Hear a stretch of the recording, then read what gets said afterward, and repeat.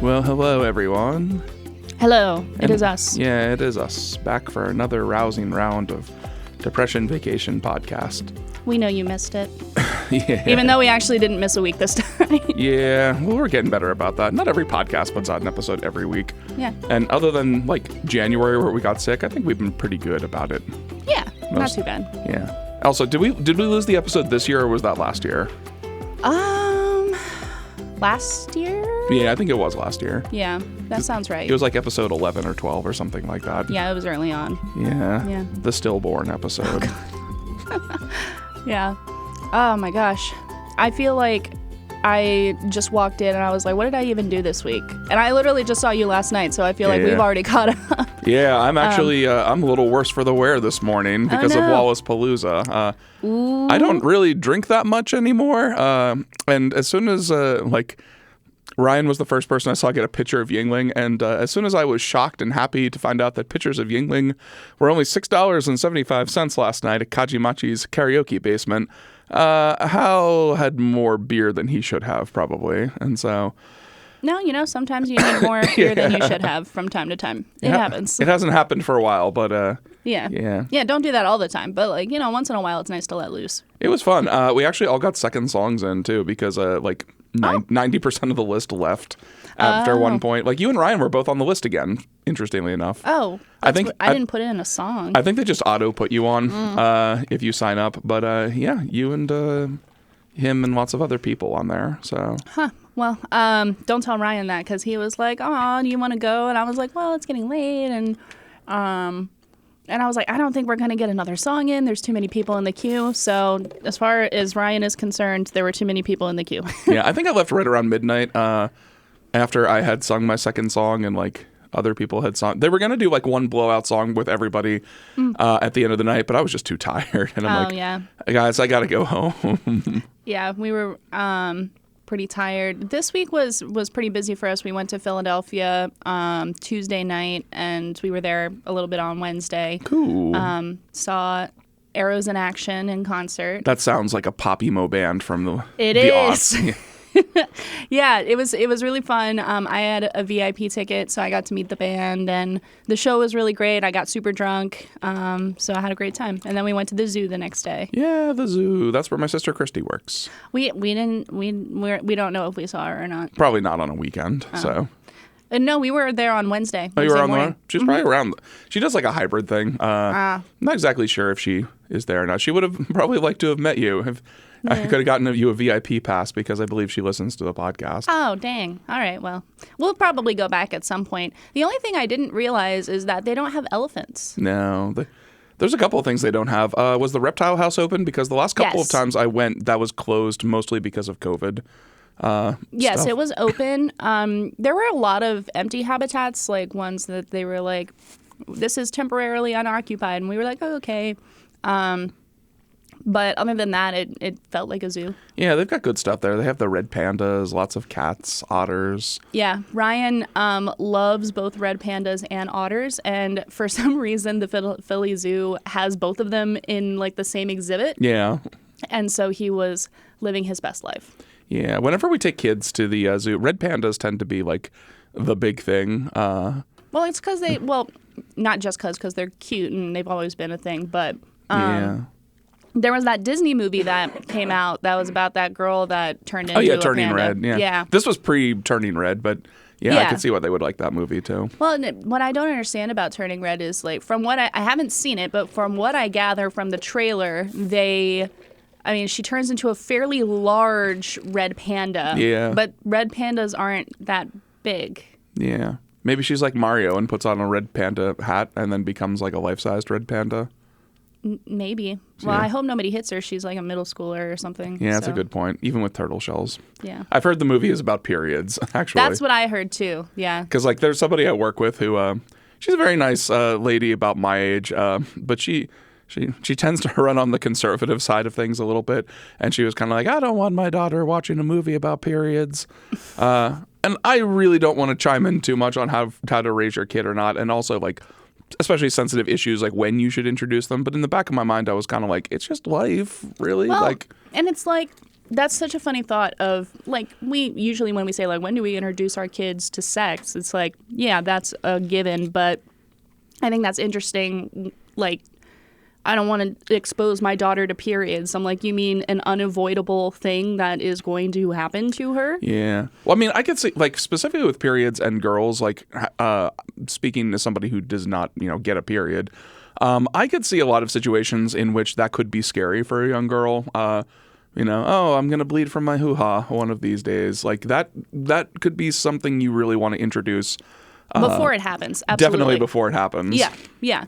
Well, and that's, like, when we were in school, I think I was introduced to periods when I was in, I want to say, like, fourth grade, third or fourth grade. And I was actually kind of stoked, weirdly enough, because, like, I don't know, I had this feeling growing up of, like, I always kind of felt like an outsider. I always, really didn't feel like I fit in. So when there were things that happened to everybody, I got really excited for those things because it made me feel normal. It made me feel like everybody else. So, like, getting my period, that was something I really was looking forward to because, it meant that I was like everybody else. Aww. Also, like, learning how to drive a car and things like that. Like, those things made me feel normal. So I was, like, more excited than most people to go through those things. Driving a car, check. Period, check. Yeah, and then I was basically an adult. Yeah, that's kind of like the checklist for being an adult. Yeah. Yeah. Again, I'm not somebody who's ever bled from my uterus, but Catholic school did not exactly teach us correctly what was going on there, or had, like, a really bad, like, they didn't say this, but they explained it so poorly. There were some girls in, like, 5th and 6th grade who thought that a period that you would get every month meant that you had a baby inside of you and it died coming out. Well, I mean, if you're not explaining it and you only know a little bit about it, I can see where somebody would like be confused by that. But this was kind of horrifying for some of the, like. Well, for a Catholic, I'm sure, yeah. Yeah, they were not good about dealing with any of that stuff at all. I don't think that my period experience was anything like, I don't know, life altering. No, that's not the word I want to use. Like, a lot of people have stories about, like, oh, my parents handled it really well, or my parents didn't handle it well at all. And, like, I don't really recall exactly, like, how it all went down. Yeah. Yeah, so that's cool. Well, actually, like, even thinking about the Catholic sex ed, apparently, even at our age in 1995, and it was terrible, by the way, like, I honestly think a lot of Catholic beliefs about or against abortion really stem from a horrible misunderstanding about how reproduction actually happens, because we were not adequately explained, as I've mentioned many times. But I remember one of the women who was teaching sex ed was, like, a mother of, like, a couple of other kids in our class, and she had mentioned that, like, when she was a little girl, like, in the 60s or maybe 50s, they never explained to the boys at all, like, what sex, like, how female periods work and stuff like that. Periods were a big one, because she said that, and I always thought this was funny, that like, when she started, like, hitting puberty, her mom would give her, like, maxi pads every single month and be like, okay, take these to your room immediately. And she said her brother thought that she was getting all of these presents from her mom for years because they didn't explain to him exactly what was going on, and there was some resentment because he thought that he was being left out of the present. And she was like, oh, but when he got to college, he took a reproduction class and they finally explained it to him. Oh my gosh. And I'm like, oh man, buddy, that ship has sailed a little bit at this point, I think. Like, yeah, I think that was something Ryan and I were talking about. Like, we're winding down to the last few premarital sessions that we have before the wedding. In 97 days. 97. Not that I'm counting. But we were talking, one of the way that premarital counseling is interesting to me, or at least the way we're doing it, is that each session focuses around a different topic. And so the most recent session was about parenting and children. So with Ryan and I, that's it's an interesting topic because we've decided not to have, like, biological children. I didn't know that. Yeah. Actually, Ryan, last summer, around this time, it's coming up on a year now, he got a vasectomy. Nice. And that was something that we had when we first started dating. One of the first, like, hey, what are your expectations kind of conversations I had expressed that, like, while I do want to be a mom, I didn't like the idea of being pregnant. Yeah, it's a house of horrors inside of you, from what I've heard. Yeah, the idea of pregnancy does not appeal to me. I don't really have the urge to go through that process. And I'm also very, like, with my career and things like that, like, I'm the main breadwinner between the two of us. So it's not very convenient for me to go through a pregnancy while trying to work. Yes, this country and this world in general are not that kind to women workers in general, but especially when you're pregnant. Right. Well, and then I also told Ryan that I had always thought to myself that if I didn't find a partner to spend my life with, I might have done fostering, like adopting or fostering older children, like, through the remaining years of the system. It's like, a great thing you can do, honestly. Yeah. So that was something that would appeal to me, like, if I didn't find a partner, or if I had a partner that was also, interested in doing something like that. So very early on, Ryan said, well, I have been thinking that I too want to be a dad, but I would rather adopt because and for him and I, it's we both want to give, like, the gift of a family to a person that needs it. So that's really kind of nice in the sense that, like, we're not expecting any kind of unplanned pregnancies. Yeah. I know you can't really plan for an unplanned pregnancy, but, like, it's not something that, and I know are vasectomies 100% effective, or are they like 99.9 something? It's like 90 something. I mean, like, they can reverse themselves. Like, his vas deferens could fuse together. I know that you can reverse vasectomies, because there was that, like, the Office. The Office is like, yeah, then you maybe get a vasectomy, then reversed it, then changed your mind. I got another vasectomy. Snip, snap. Yeah. So, I mean, there's always still the chance, but we're just kind of operating as if it worked, I guess. Yeah. It's a really wonderful thing too to be able to foster kids, because there are tons of kids, like, in the foster programs and, like, orphanages and group homes in general. Like, this is turning it back to abortion. Like, this was always, like, the big thing that everybody in Catholic school was like, oh, just have the baby and put it up for adoption. But then you have a really overburdened, like, foster community that these people are also not helping. So the fact that, like, and I have met and, like, when I was dating, I actually dated a bunch of people who felt that way too. Like, wanted to not have biological children, but, like, have, foster kids, because they're like you said, giving the gift of a family to somebody. Yeah. In fact, one of my coworkers who works over in security, that was him and his wife's experience. Like, they just started fostering I think he was like 7 years old when they started fostering, maybe a little younger. And then over the course of like 2 or 3 years, they just decided to permanently adopt him. And it seemed very, like, a sweet story. Like, they're very nice parents, and, their son is very grateful for all that, I'm sure. Yeah. Well, in the context of Ryan and I, my kind of vision of it would be, like, I would adopt, like, from the age of 10 and up, or not adopt, but, like, foster through the rest of their time in the system, and, then kind of have a revolving door of foster children. Just like Shazam. I haven't seen it. That's the whole thing in Shazam, is that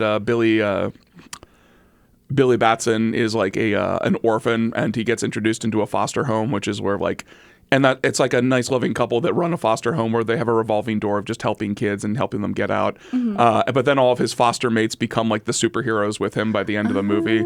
It's really, like, if you haven't seen Shazam is a movie that puts a smile on my face, because it's very, like, it's funny, it's cute, and the idea of what makes a family and what you get to choose to call your family is a major theme in the movie, and so it's very sweet to me. But I also think Zachary Levi is very underrated. Zachary Levi is so underrated, and unfortunately, he's kind of like he has a lot of problematic things about him. Oh man! Yeah, because I didn't know this until I had to tell this to Lauren too, because she also loves Zachary Levi.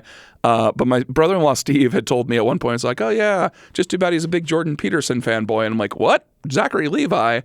And it turns out, yeah, Zachary Levi is kind of, like, in that camp of people, which is also why he stars in a lot of Christian movies occasionally. But dang it. I still love Zachary Levi. I still find him to be very entertaining, charming, funny. Yeah. Yeah. That's the kind of hard thing, and I know we talk about this a lot, where it's like we want so badly where if somebody has certain beliefs or if they, have certain negative things about them, that makes them entirely a bad person. Oh, no. Everybody's a very complicated human being. So. Yeah. So it's like, it's tough because, for example, all the stuff in the news right now about Lizzo. Oh, yeah, that Lizzo stuff. Yeah. So it's like... Is it wrong that, like, when I was reading the article about what was in the deposition, I actually burst out laughing? Yeah, it was a little absurd. It was the line they had to watch as they ejected dildos from strippers' vaginas. Oh yeah, like they pop them like a cannon. I don't know. I'm still figuring that one out, honestly.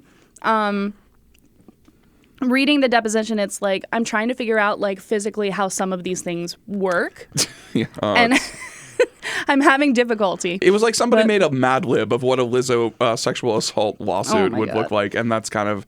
But yeah, I've never been a huge fan of Lizzo. I respect her work, but her music isn't really my kind of music. Well, see, with me, like I have enjoyed Lizzo as an artist. I enjoy her music, and generally, I've enjoyed like her persona and what she puts out into the world. So I will say that it was pretty shocking to me for these allegations to come through. And so it's one of those situations where you have to like take the evidence for what it is and also take like what your preconceived notions are. Because on the one hand, I'm not going to say that these allegations are true or false because I certainly don't know. Mm-hmm. Now, I would imagine that if it's come to this point and with so many other people who are not involved in the lawsuit coming forward with similar types of concerns, I'm not going to say they're completely unfounded. I'm sure that there's some truth to them. But it's also difficult because like I enjoy her music. I enjoy, ultimately what she stands for. So it's a tough situation because it's like, well, and you run into this with so many of these situations of, what do you do as a consumer in that? I think the ultimate lesson is kind of because there's been, and I think that what it is because humanity always overcorrects a little bit, and I think that this is kind of the core of cancel culture in general, is that it's sort of like an overcorrection because for so long, people who were like high on the entertainer or influence list, if you were anything, they could do basically whatever they wanted, and their source of income would never stop, their source of like whatever would never stop. So there were basically no consequences for them. And now we're sort of like in an era where that's been turned upside down. And in some cases, I think, honestly, the consequences are way disproportionate. In some cases, there are no consequences at all. Like looking at you, Dave Chappelle, complaining about cancel culture as you play sold out shows at the Hollywood Bowl. Yeah, it's sort of like did you ever watch like the Death to 2020 or Death to 2021? No. Things that Charlie Booker wrote during the pandemic. There's Lisa Kudrow plays a character in one of those who's like a conservative like voice on all of the air, and her big rallying point is the conservative voices are being silenced, and like the whole montage they show, it's like, I said it on Fox News, conservative voices are being silenced. I said it on One America Network, conservative voices are being silenced. I said it in my best-selling book that sold 500,000 copies the first week, conservative voices are being silenced. And she just keeps going on and on about all these platforms that she has to say that her voice is being silenced. Right. And so and I feel like that's a little, Charlie Booker is a little bit on the nose sometimes with his things, but that was very funny. Yeah, I think definitely it's really difficult because you have to really get into the root of some of these arguments. And, at the very core of it is, what rights and responsibilities do celebrities have? Yeah. I think that's a really good question to start with because, we want to hold these celebrities and other role models to a certain standard. One, because, they do represent what is most visible about our society. Well, they're legally not held to the same standard. Did you know that? Well, I mean, I would imagine in practice. Yeah, because this was the core of like, I've heard a lot about the Hulk Hogan lawsuit with Gawker, because that's where my brother-in-law used to work before Gawker folded because of the Hulk Hogan lawsuit. And their legal defense in that case, which is actually has some basis in the law, is that like, if somebody is a celebrity, the rules of like media attention and privacy do not follow them the same way as a normal person. And so anything that happens with them is inherently newsworthy. And they tried to use that in court to, I still think it was shitty that they published a sex tape of Hulk Hogan. That was the whole deal. But it's sort of the same thing. It's what Fox News was trying to defend themselves, or like spreading all of the election nonsense too, was that Donald Trump is an inherently newsworthy person. So we were just reporting what he was saying. Yeah. But they weren't. And that also comes down to, it's very, so like, for example, South Park did an episode, I think it was the most recent season, about like Meghan Markle and Harry. Oh, yeah, I've heard about this. You know, saying like, our privacy. And it's one of those things where it's like, well, by virtue of who you are in society, like you unfortunately, so it's funny because we take a look at Meghan Markle and we say, okay, this is a celebrity. That was a choice that she made. You know, when she became an adult, or at some point in her life, she made the choice to be a public figure. And so some people could argue that by making that choice that she also has forsaken her right to privacy in that scenario. I'm not saying whether that's right or wrong. I'm just saying that that's kind of the thought process. Well, legally, what you're saying is kind of like what the legal clarification for that is. Like, on the other hand, though, you know, we take Prince Harry. Prince Harry did not have a choice in this scenario. So it's interesting that you have those two sides of the coin in that same situation. Yeah. And there are situations in which, like, the Wachowski sisters, I guess at this point, are a good example, because the Wachowskis would never do any like press or anything for any of the Matrix movies or any of their movies that they put out, very specifically because, like, the less you put yourself out there, the more standing you have for a right to privacy as a prominent, like, celebrity or like figure. Right. And that's kind of, you know, when we take a look at, like you said, cancel culture. So if we take a comedian and they get upset that people are getting upset over what they're saying, you know, it's kind of that us as content creators have given other people the right to make judgments on us, or to, you know, I guess that's what I mean to say is like pass judgment based on what we're saying because we chose to release it to the public. Yeah. And there's also like the other component of that too is like, and I've always said this with the result of like everybody finding out that most of the celebrities they love are shits. Like, you know, it's always up to the eye of the beholder. Like if it compromises your ability to enjoy Woody Allen movies, for instance, you know, don't watch them anymore. But if you still enjoy them, sure, why not? Like, yeah. Although, like, there is also the component that like support, like watching and supporting Woody Allen movies supports him at this point because he's such an abominable human being too. But well, it also comes down to, I mean, I've said it before on the podcast, and I will die on the hill that conservative voices are being silenced. Yes. No ethical consumption under capitalism. I mean, no matter what you choose to take part in, whether it's the media you listen to or consume, or, you know, what you get at the grocery store, somewhere along the line, someone is going to be negatively impacted. Yeah, that was the whole lesson of The Good Place, right? Yeah, exactly. Yeah. I mean, so the thing is, like, for Woody Allen, you know, I've never really been into Woody Allen films or anything like that. Yeah, same here. I don't get his appeal at all. Right. And I just like to believe that things kind of balance out. So, like, for example, you know, I went to go see the Barbie movie, like, the week before this whole Lizzo thing came about. And the Barbie movie has a very prominent song featured in the film that is by Lizzo. Mm-hmm. And so on TikTok, everybody was like, oh, you know, all this is coming out about Lizzo, and I just saw the Barbie movie and I was jamming. It's like, well, here's the thing. Take the Barbie movie and, you know, take that one song written by Lizzo, performed by Lizzo, what have you. And yes, in that situation, when you're consuming the Barbie movie, you may be indirectly supporting Lizzo. Mm-hmm.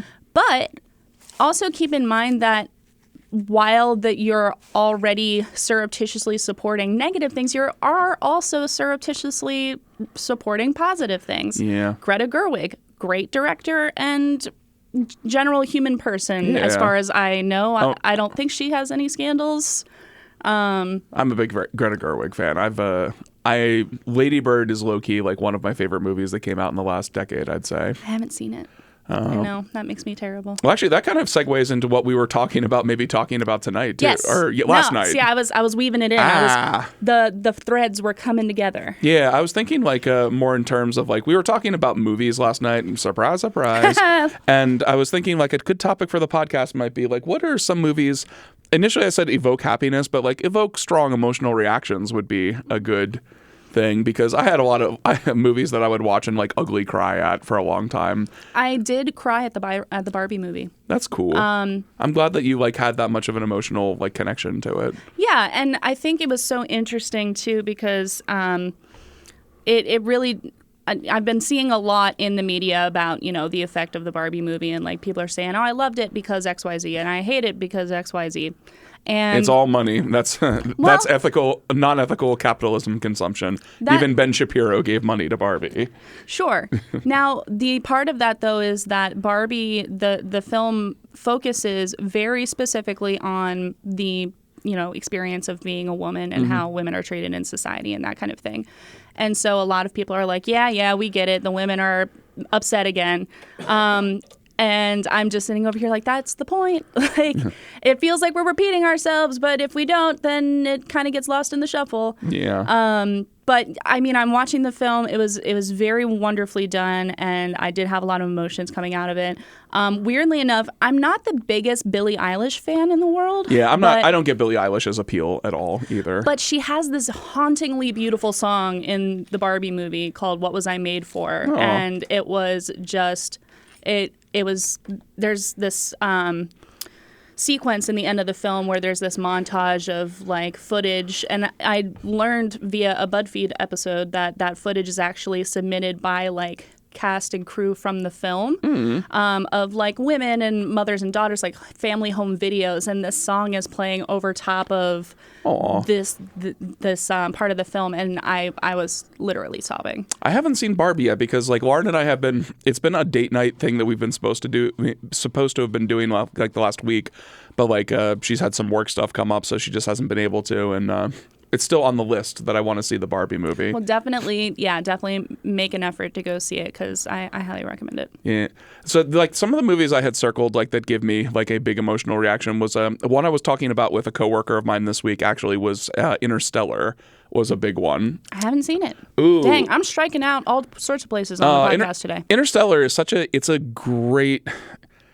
It got a little bit of mixed reviews when it came out, but I thought it was a fantastic movie. And like, so the plot of the movie in a nutshell is it's like the world 40 to 100 years from now, where like nitrogen is taking over the atmosphere.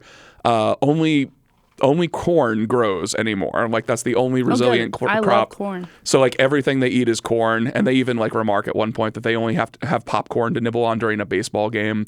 But yeah, like humanity is essentially dying on this planet because they're being slowly poisoned by the atmosphere because of man-made everything. Mm-hmm. And so they send Matthew McConaughey and like a couple of other astronauts as a part of a second mission to find a new home for humanity. Like 10 years prior, they sent out 10 other astronauts who went to like 10 other planets to see if any of them were habitable. And then they're the follow-up mission to find out like what the other astronauts did. And kind of the point of the movie is that, are you familiar with how relativistic space travel works? No, not whatsoever. I wouldn't have known this, except Ender's Game plays very... very heavily into the idea of relativity for space travel, because if you travel at the speed of light, basically the point of Ender, like if you travel at the speed of light from one point to another, you will not age nearly as fast as everybody else on home would age, for instance. And because relativity is different on these planets they go to, like for instance, they go to a water planet where every minute they spend on this planet, it's like 2.5 or 3 months go by on Earth. And they get trapped on there for a little bit, and essentially he misses... His kids are like 12 and 9 when he leaves on this mission, and every planet he goes to, he's missing more of his kids' lives. So, in fact, my friend refers to this as Infinite Space Sadness, the movie. Oh my gosh. Because like every time, like when he gets back up from this planet, he's watching all these videos his kids have sent him the last 20 years, because that's what the length of the time going down to the water planet was for him. And he's just watching and crying because like his kids' lives are all going. And the movie ends with him like going into a black hole and coming out. And he does reunite with his daughter, who's like 120 years old and has been in like cryostasis because she just wanted to see her dad one more time. And it's just like, it is very moving, but incredibly sad at the same time. Yeah. Like, sometimes you just need a real good, feel good, sad movie. Yeah. Yeah. I'm trying to think of something I watched recently that would fall under that category. Well, so did I tell you I finally watched Dunkirk? No, but Dunkirk, I actually just rewatched that the other night too. That's a great movie. So it was very well done. It was Ryan's turn to pick the movie, and that's what he picked. Good pick, Ryan. Well, the only thing is I get really bored by war movies. And so it wasn't my most favorite thing in the world. I appreciated it for what it was. Like, visually, cinematically was amazing. It was a different kind of war movie. So and I missed the part at the beginning where they were like establishing the time frames. Oh no! So you didn't. Oh, that's such an important thing to. Yeah, I didn't understand. Well, I saw it, but I didn't understand it until like the end of the first like part of the film. Yeah, because I thought that was it's not technically nonlinear storytelling because all of the three timelines do follow a linear plot process. But right. I thought that was one of the most creative extra linear movies I ever saw, where it was like 1 week, 1 day, 1 hour all intersecting with each other. Right. When I got it, that's when I started to appreciate it. But otherwise, I was like, what in the fuck is happening? Yeah, because the timelines are all over the place. Like, you see Cillian Murphy very early on, like, atop of his ship that got destroyed. And then, like, what is it, like 45 minutes later, he's on another boat telling all the guys to just stay down there and they're going to get rescued. Yeah. So if you didn't know that was supposed to technically take place in the past, like... Right. Well, that's where I started to be like, hold on, what's happening is Cillian Murphy. I was like, what is... I missed something here. Yeah. And then when I was watching it, I just felt like they kept escaping drowning, like over and over again. It was like, we're safe. Oh no, we're drowning. We're safe. Oh no, we're drowning. And it was just that for the whole movie. Yeah, Dunkirk is by Nolan standards, it's a little bit tame. But I thought that was a fantastic movie, and I really enjoyed that. In fact, I went to York to see that in IMAX specifically. Oh, nice. So Dunkirk was an excellent movie as well. The last movie that I saw in IMAX was Dune Part 1 because my dad insisted. My dad was like, we are watching Dune the way that I would like to watch it. I did the same thing with my dad, and I was the one to insist it in that case because Dune is also like his favorite book of all time, period. And he he liked the movie okay, but then there were certain things my dad sort of like rolled his eyes at. Like he did not like that they made Liette Kynes a black woman, for instance. And I'm like, oh, come on, Dad. There's nothing really in the character there that needs to be like... male. Yeah. I can see where he's coming from. But it's one of those things where... we keep running into the over and over again of like, they made Annie black and then they made Ariel black and they made all these other things. Yeah. And it's like, in most of those cases, it's like, who fucking cares? Yeah, well, see, it's like having been in these conservative circles, the rallying cry behind and the justification behind a lot of the outrage behind Annie being black, for instance, is kind of like, oh, they should just make up their own stories instead of hijacking our stories. But then the other half of that, it was like, first off, you're calling them our stories, so there's racism already there. Well, it's also like, hello, pot, this is kettle. Yeah. Well, it's like their stories have been suffocated for the entirety. Yeah. Like it's not like they didn't want to make their own stories. It's just they were not really allowed to or given the keys to the kingdom to do so. Right. I mean, like, how many iterations of The King and I are out there? I know. I mean, what really the outrage is just misplaced. Absolutely, I think. And like, even with characters that are like, oh, it's supposed to be a boy and now it's a girl and feminism and blah, blah, blah. And I'm like, so like... What does it really matter to you? Like, if the writer's cool with it and, like, it doesn't... It feels like an attack because they've been pandered to, basically, their whole life. And they don't realize they've been pandered to as well, which is the insidious, well-constructed nature of these things, and not just in America, but everywhere, really. Yeah. So was he mostly upset about the fact that, like, she was a woman? Yeah. And I get that. I do. No, go ahead. He did make some other observations too, which I kind of agreed with. Like he didn't like that the Harkonnens were all like bald and all looking like a different race, essentially.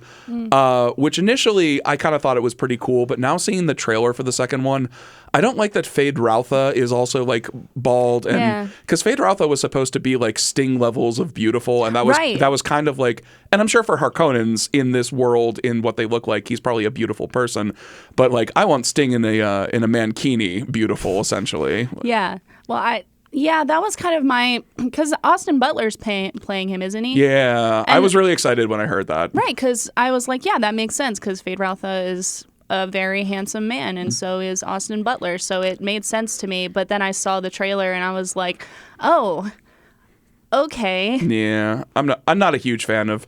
I mean, it's a choice. I'm glad that they actually made like a capable Dune movie. Although there are tons of people now who are like, David Lynch's version of Dune is becoming like some weird nostalgia for a ton of people, and it's never been a good movie, people. I can objectively say that. That's exactly how I feel about the It miniseries with Tim Curry. Oh. Don't get me wrong, okay? I love Tim Curry. He is one of my favorite actors.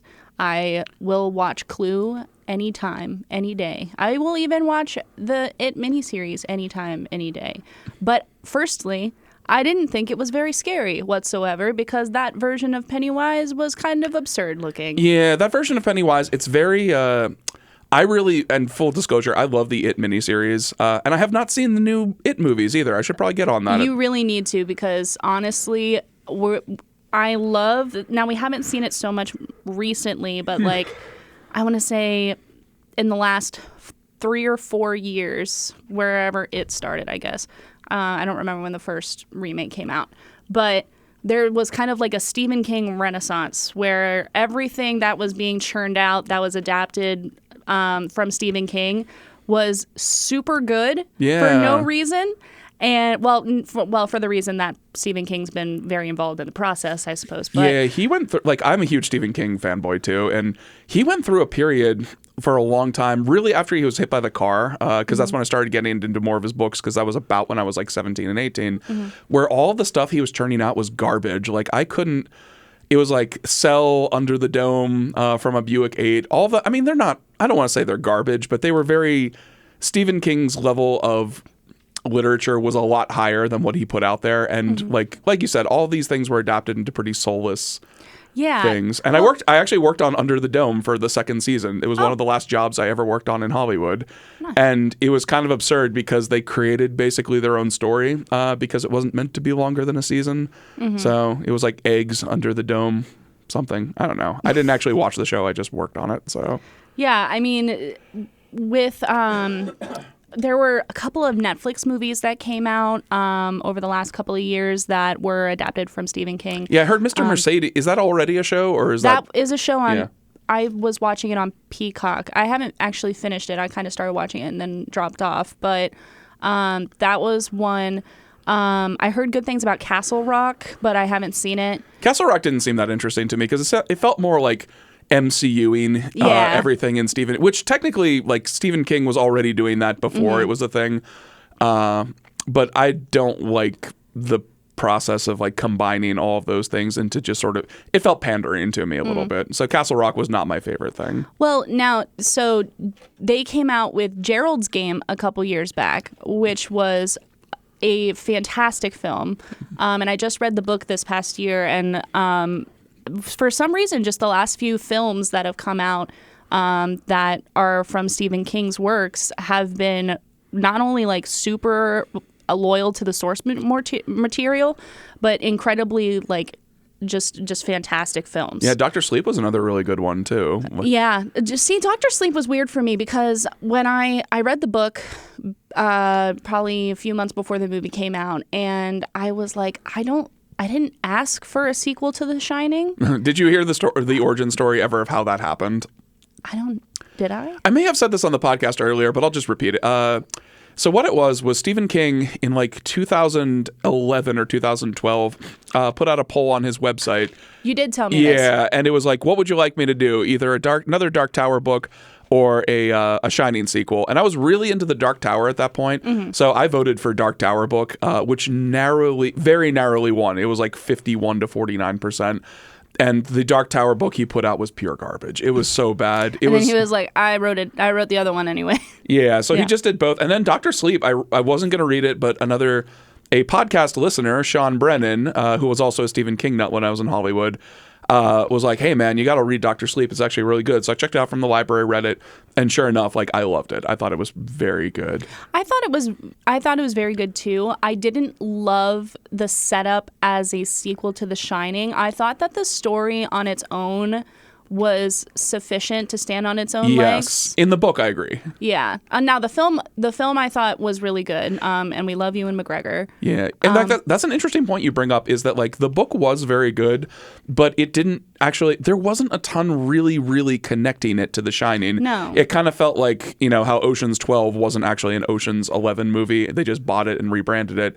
And that's where I think the movie thrived, is that they made more connections. Also important to point out, in the timeline of the Shining book world, the Overlook Hotel was destroyed. Yes. And in the timeline of the movies, the Overlook Hotel still exists. Right. Which was a very important distinction. And that made it, like, going back to the Overlook made Dr. Sleep into the best movie possible. Exactly. Yeah. And I think that the movie turned out super good.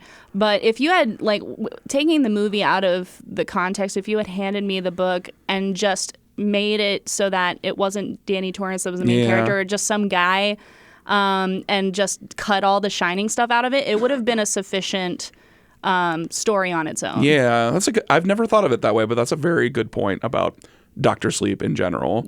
And I just felt that the Shining was not integral to making that a good story. I think I honestly, from reading the book, I felt that it was a little bit of overkill. Yeah. And just trying to kind of like loosely connect it back to The Shining. I just didn't feel as enamored by it as I have with other Stephen King books. It's important to point out too, like The Shining is probably the book that he's written that's closest to his heart, which is why I think that like he very, very publicly does not like the Stanley Kubrick movie.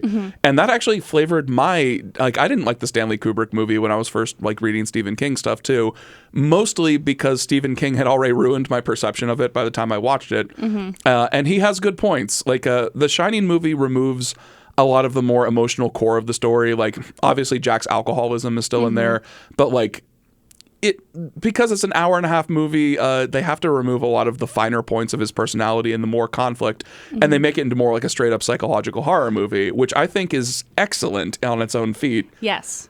It's just like so one thing I always think about with book adaptations is have you ever seen Adaptation, the Nicolas Cage movie from 2001? No. Oh my God. So if you've never seen this is a Charlie Kaufman and Spike Jonze movie. And it's about Charlie Kaufman trying to adapt an unadaptable book. Basically, it's a true story. And what happened with Charlie Kaufman was he was handed a book called The Orchid Thief by Susan Orlean about this strange guy who like recruited Seminole Native Americans in Florida to poach rare orchids for him off of lands where he was not allowed to poach them, and then legally tried to defend it, saying the Seminoles were allowed to take it. It's not that interesting of a story, but he got hired to adapt this book into a movie, and he couldn't figure out how to do it because there wasn't really a story to it. So what he ended up doing was writing a movie about him trying to adapt The Orchid Thief into a movie. And he invents a fictional twin brother in the movie that doesn't exist. It's Charlie and Donald Kaufman. And the joke of the movie, which breaks the fourth wall in a very subtle way, is that like his twin brother is all about like car crashes, chases, and writes movies that are very successful, but are like complete pandering, like Fast and Furious nonsense. And the joke of the movie is that when he gets completely hopelessly stuck on adapting this movie halfway through the movie, he hands the movie off to Donald, and then the movie becomes about them processing orchids into drugs and car raids and gunfights and everything. Oh my God. And it's so subtle you don't realize that. In fact, one of my coworkers had to tell me, it's like, oh, you realize that like his brother starts writing the movie halfway through, and that's why there's a tonal change, right? And I'm like, that is so brilliant. But the original point I was getting to with this is Susan Orlean wrote the foreword to the screenplay version, which I bought in book form.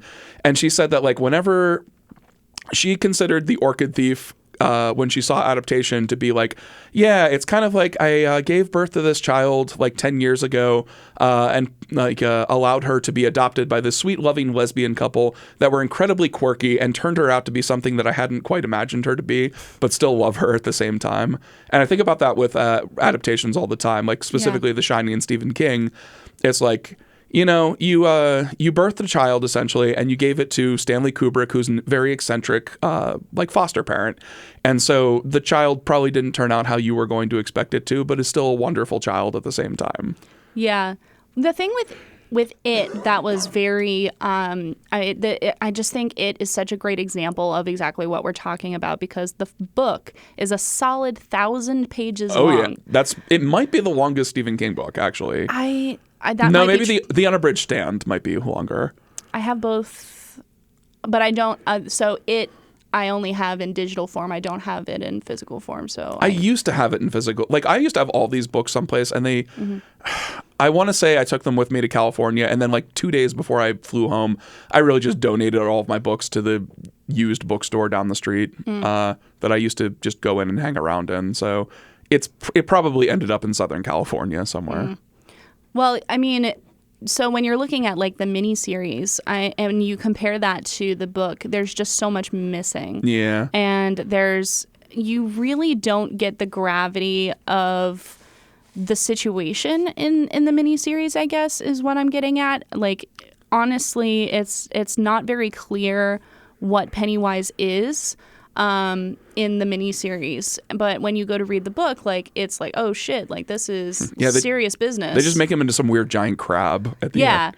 So when you look at the newer films, first of all, it's exactly like you said. You're trying to put an hour and a half film together based off of 1,000 pages of content. You want to talk about nonlinear storytelling? Like the It book is all over the place. Oh yeah.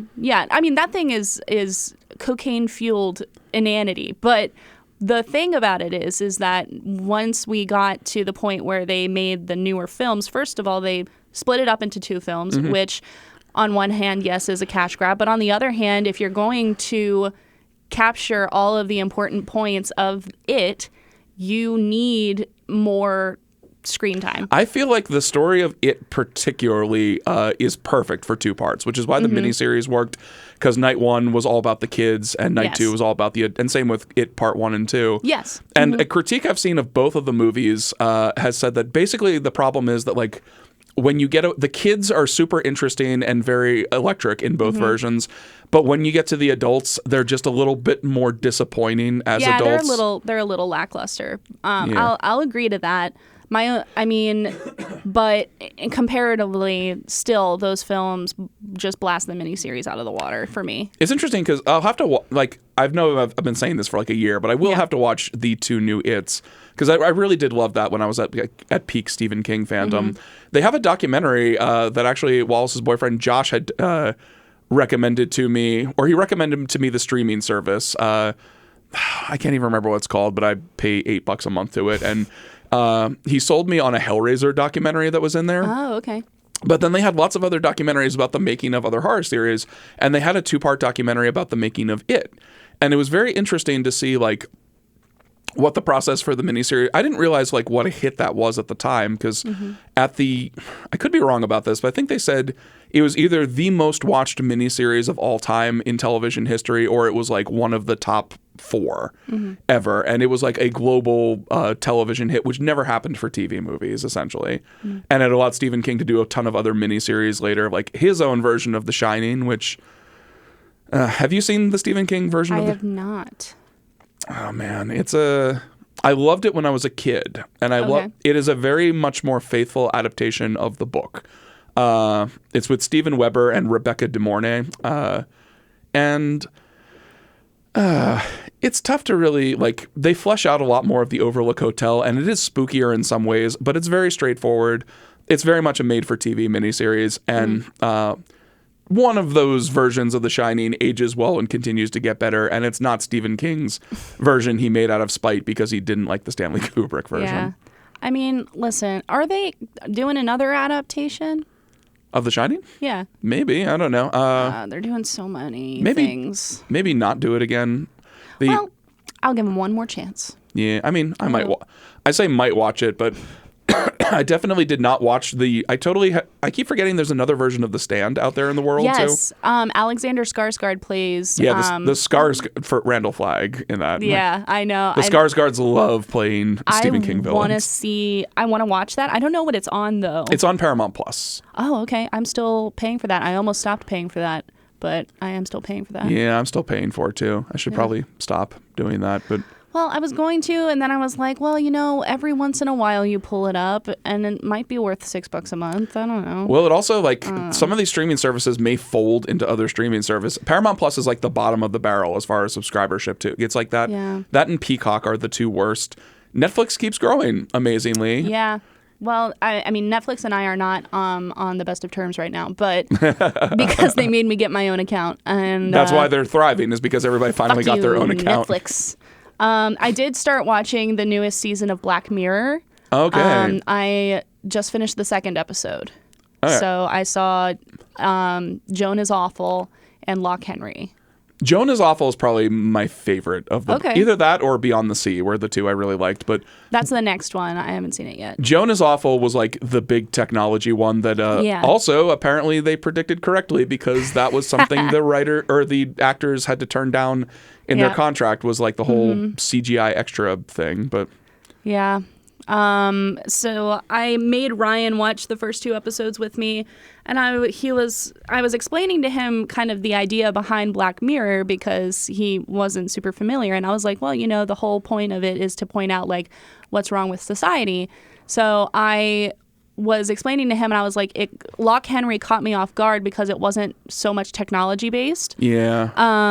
And so much of it, leading up to this point has been technology based, but that was an episode that focused mostly on our unhealthy obsession with true crime and the consequences of the real life people who are involved in those situations and that kind of thing. He just wanted to make a documentary about an egg guardian. I know. The poor egg man. Yeah. But I was telling Ryan, I was like, oh, this is actually pretty spot on for what the problem with true crime is, and he was like, that's interesting for you to say, and I was like, yeah.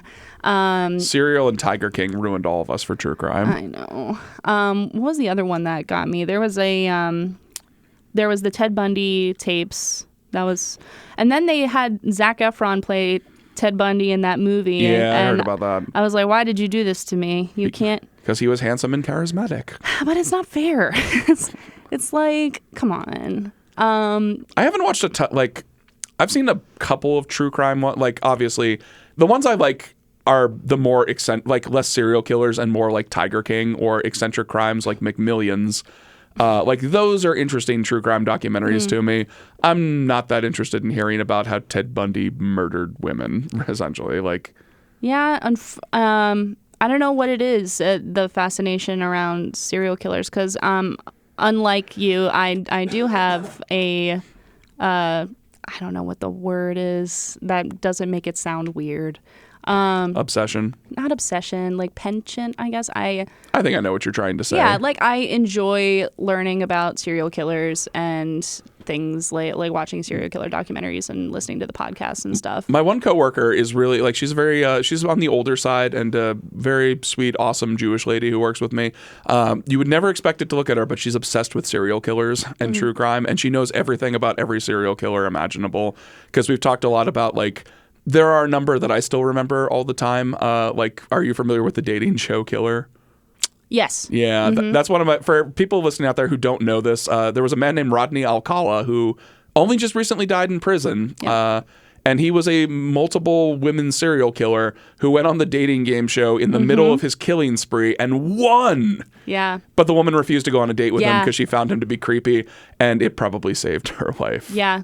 Well, it's wild. Like, there are a lot of people who have stories about that. Like, hey, I had this encounter, and it was probably this serial killer, and I am lucky to be here. Yeah. It's total craziness. Yeah. It really is wild. And actually in Lock Henry, I did not see the twist coming.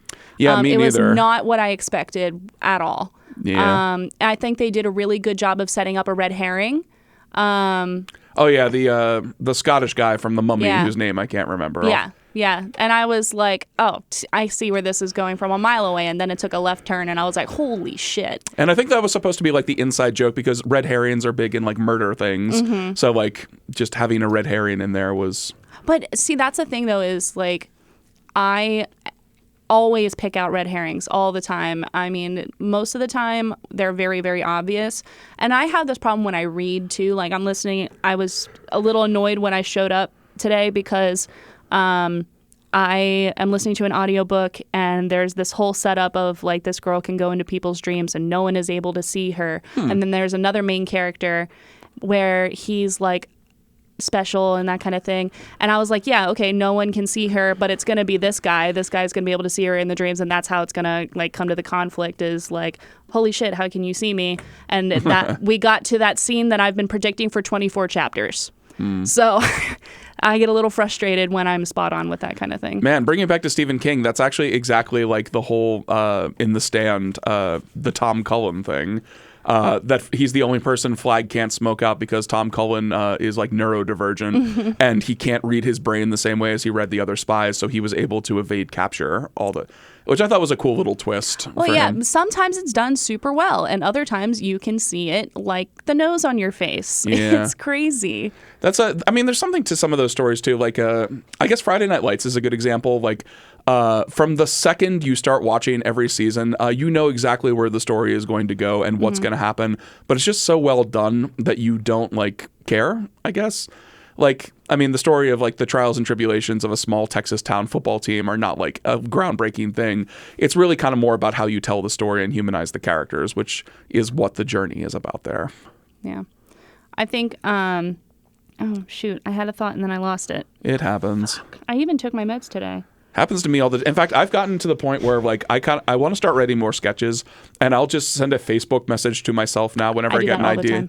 Well, I'd stopped doing it and actually I had this like awesome sketch idea and I can't remember what it was. All I know is that it involved Pinhead from Hellraiser. My thing is like I'll wake up from a really like unique dream and I'll be like, oh shit, that would be so cool as like a book or a movie. And I'm like, you got to write that down. And then I'm like, nah, I'll remember. And then like, no. I kept a dream journal for a while, specifically because I wanted to like learn how to lucid dream, and it didn't happen. And some of the dreams I thought were interesting, I wrote down like years later were not really that interesting. So I do sometimes, weirdly enough, I hate these ones. Is like I'll be dreaming and I will convince myself in the dream that the dream is reality. I'll be like, there's no way this is a dream. Here are the reasons why. And then I'll wake up and I'll be like, I'm concerned that I was absolutely 100%. And I've seen some of my friends, they'll be like, you ever have those dreams where someone in the dream says to you, like, you're going to forget all about me when you wake up, but you can't forget about me. This is not just a dream. And then you wake up and then it's like, oh, fuck. Well, I don't know if I've had that person because I forgot about them, obviously. So yeah. Well, but that's the thing is like some people get those dreams where like, don't you forget about me. But then it makes you wonder like what's happening in these other universes. Yeah, dreaming is such an interesting thing. That's why we did an entire podcast episode on it that got lost. Well, we're touching on some of it now. Yeah. It's better late than never. It's just so interesting that your brain creates this like incredibly like weird subconscious movie for you to be in most nights. Yeah, no, it's pretty wild. I didn't know that nightmares were like a symptom of like anxiety and depression until like my psychiatrist asked me about it. They were like, do you get nightmares? So I was like, yeah, everybody gets nightmares. And they're like, well, I was like, what? I don't get them as much anymore, honestly. And I used to actually find, this is sort of perverse, but I found nightmares to be more entertaining. Oh, yeah. Honestly. Although they were horrifying when I was in. Usually my nightmares consisted of like movie monsters from things I hated, like Pinhead from Hellraiser coming and chasing me, or things like that. And so those really scared the shit out of me. See, that's interesting because my mom was always really concerned about me watching scary stuff right before bed. Yeah. Even though she didn't go so far as to not have me watch the scary stuff that I shouldn't have been watching, but I digress. Yay, Mom. And she was like, oh, you're gonna get nightmares. I've never had that happen to me. Like I've never watched something right before going to bed and then dreamt a nightmare about it. I mean, I've never done it right before bed and had a nightmare about it, but, I've just watched these movies for so long. I don't even know, excuse me, I don't even know if, like, I've had anything from movies really show up in my dream. I mean, like, I've had characters, but I don't know if, like, I mean, Michael Myers has never chased me down a hallway, so I don't know. Yeah. The dreams I used to have that actually scared me were like, and these were like textbook anxiety or stress dreams, were just like giant waves a lot of the time, like all over the place. And those actually like legit scared me because it was more like real world stuff. So. Yeah. I get dreams about giant tidal waves like that too. And I'm glad we're finally talking about this because we were like, we're not going to re-record that episode, but it was really good. We're going to do some of it. I have this recurring dream that I'm in my grandparents' bathroom and I'm standing at the mirror and I'm pulling out all of my teeth and I'm just dropping them into the sink. And then they keep growing back, and then I keep pulling them and dropping them into the sink, and there's blood everywhere, and I don't feel any pain or anything, and I'm just casually doing that for a while. That's a common anxiety dream too, is like losing, because it happens to me all the time in dreams where I'll lose my teeth, mainly because I have lost a tooth in the last year or two during a comedy show, so that was fun. Oof. But I remember that. Yeah. I don't think I was there, but I do remember that. No, it was great. Broke a tooth. Oof. In the service of comedy's enduring love. Hey, the things we do. Interestingly enough, like a lot of the stress dreams for me coincide with sleepwalking because I am an occasional sleepwalker. Really? Yeah. I did not know that. It's weird because like I don't know if it is genetic, like if it runs in your family genes. But my mom said that my Uncle Ken used to be like, when they were growing up, like a horrible sleepwalker, and they had to lock all the doors from the inside because sometimes he would try to go outside. And it only happens when I'm super stressed about something. But like I'll sometimes wake up like in the wrong bedroom or in a weird place, like the couch or someplace like that. And if I've ever sleeping, the only times I tend to like be told that I was sleepwalking is if I'm spending the night at my parents' house or something. And my mom is like, "How at 2 a.m, you were walking around downstairs?" And I'm like, "Oh, this is awful." And it usually happened during VidJam weekends, strangely enough. Like stressed about having to edit this into an 8-minute movie tomorrow.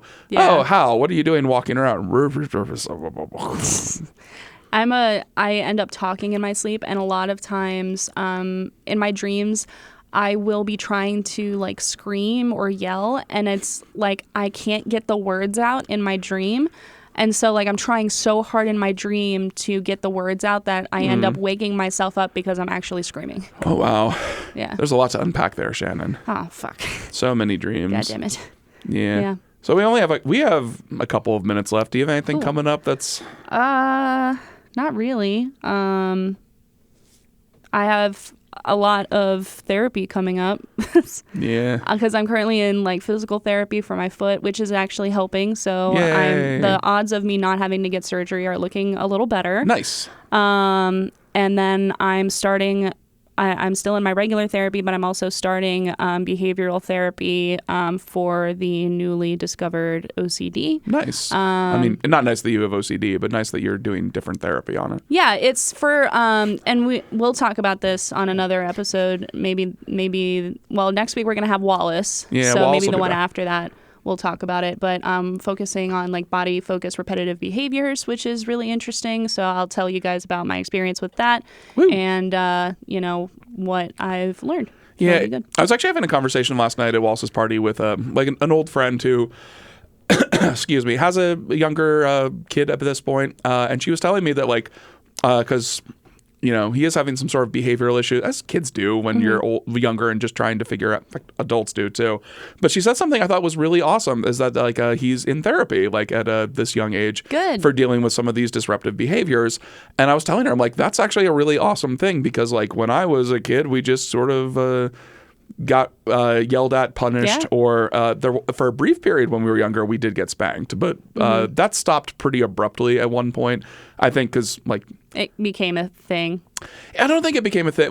My parents are not the kind of people who take any sort of pleasure in physically attacking anybody. And I think that the spanking was more just what their parents did. Because I was telling her last night, thinking about this a little bit, the only times I can really remember getting spanked were actually in the presence of my dad's dad, when we would go to visit his house.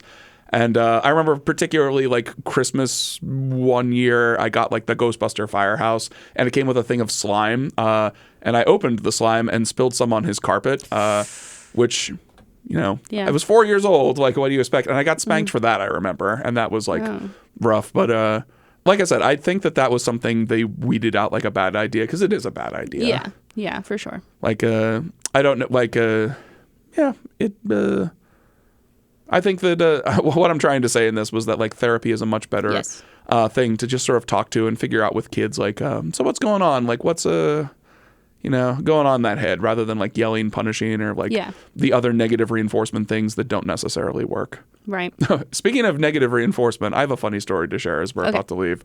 I have a boss at my work who is not particularly adept at having like managerial power, essentially, or authority. Not very good with interpersonal relationships. And this week, for some reason, the trash in our like main secure room really irritated her for some reason, and she took away our trash can, like completely. Like, we're not allowed to have a trash can in there anymore. And the first thing I was thinking about was like, oh, this is like when Dwight tried to take away the women's room on The Office. But also, like, I ended up writing a song about it that I may record at some point, because just the concept of like, it was like, this is the littlest amount of power that's ever gone to somebody's head. Like, oh man, you'll show us, take away our trash can. Because that's going to help with the trash problem. Well, that's what Lauren was like, do you just leave it on the floor then? I'm like, I guess. Like, this is creating another issue, essentially. Yeah. Wow, that's wild. Yeah, it's just, there's so many layers to unpack why somebody would take away a trash can. Right. It's like, you don't deserve a trash can. Thank you. But yeah, that's something I just wanted to mention, like, as a catharsis issue on the podcast, is like, that's hilarious. And I'm going to use that as like a basis point for like anytime there's. That'd be a fun sketch. Yeah. Well, that's the I want to make it into like a sketch song, because like the heart of the humor behind it was just trying to imagine what's going on in somebody's head that they think that could be a possible solution for something. And what I landed at, which is not the nicest thing in the world, but I think is true, is like, I don't have a lot of control over my life, and the only thing I can really do is take away a trash can, which would be mean if this wasn't something that actually happened and wasn't so ridiculous. It's like absurd. I think there's been enough punishment on her part at this point, because everybody is sort of laughing at it as being the most ridiculous thing in the world. I'll take your trash can away. Do you have anything coming up? No, like like I actually I've been bad about going to open mics and I've been bad about doing improv lately. And it's like one of those things where I've been talking a lot with my therapist about like the number of things going wrong in my life in general. And like, I've slowly been trying to get myself in healthier shape in general, because energy is still a huge issue for me day in and day out. And I'm also like, I'm kind of thinking about just maybe putting the kibosh on a lot of things until I get like my health sorted out and get the energy. Cause like I used to do so much stuff, and now today, like, there's a lot of days where I just don't have the energy to even go to an open mic after work at night. No, I'm there with you. Yeah. In fact, this I don't know if this is actually going to go down like this, but I don't think there's going to be an August Vid Jam this year. Oh, okay. Because like there's a little bit of burnout from the last two that we did basically consecutively. And my first initial reaction was like, I really want to save this. Like, I'll just take on all the work. I'll do everything. And then I was kind of taking a straw poll among people. Like, I was talking to Wallace about this last night, too. And it seems like the inclination among a lot of people is like, maybe, you know, we don't do an August one. Because Sam is talking about like maybe doing it in the winter instead, which I think is a better time for it. Yeah. But I'm not going to lie. The thought of like not having to plan yeah, that sounds nice. shoot a movie and then like get the screening all together at the same time for August feels like another way that I can just sort of like focus on health and get in better for sure energy shape, rather than having to cram all that into an already busy schedule. Well, good. I will always do this podcast though, because this is easy. Yes. Yeah, this is pretty easy. All right. Yeah. Well, good stuff. We'll be back with Wallace next week. Yeah, unless some unforeseen disaster occurs. But yes, we wanted to have him on this week because it was his birthday week. But happy belated birthday. He was too birthday to be able to go on the podcast. Perfect. Yeah, but he is our favorite podcast friend. Eat that, Ryan Brady. Oh my God. It's not a contest, Hal. Why are you talking to yourself, Hal? But anyway, I've been Hal. I've been Shannon. And this has been Depression Vacation Podcast. Have a wonderful week, and we'll see y'all next week.